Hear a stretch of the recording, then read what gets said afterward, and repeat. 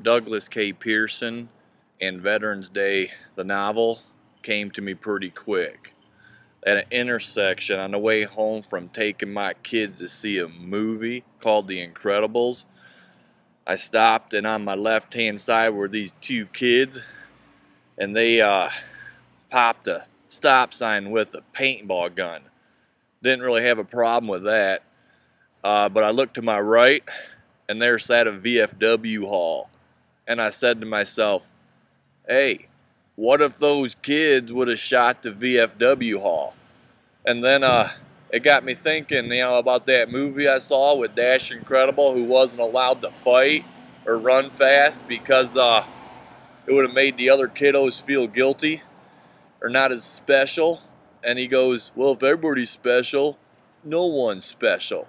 And I said to myself, hey, what if these teenagers don't feel that special about themselves? Or what if the veterans on the other side of the walk, what if they don't feel that special about themselves either because they're no longer vital contributing members of society?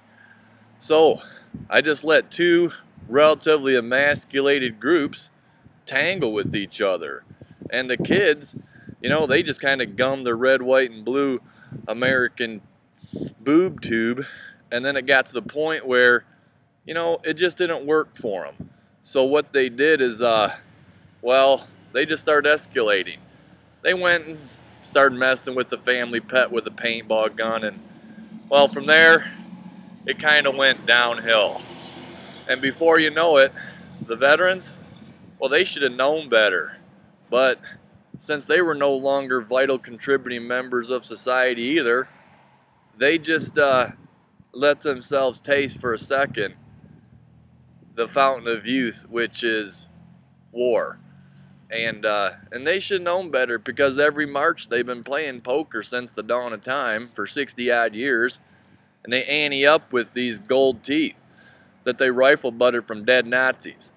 But once they set the terms of war and they talk to each other, the veterans, these 4 World War II veterans and these 4 punk teenagers start talking to each other and lay down the rules of war, which means the first one to ask for help loses. Well, that's your story, and before you know it, one of them has a hobby collecting tanks, and they roll out the big guys. So 55,000 odd Sherman tanks were built, in World War II, and it's only natural for a couple to be around. So once it got that far, there's not much people could do except relive the concept of war. Veterans Day, make no doubt about it, it's a story of war.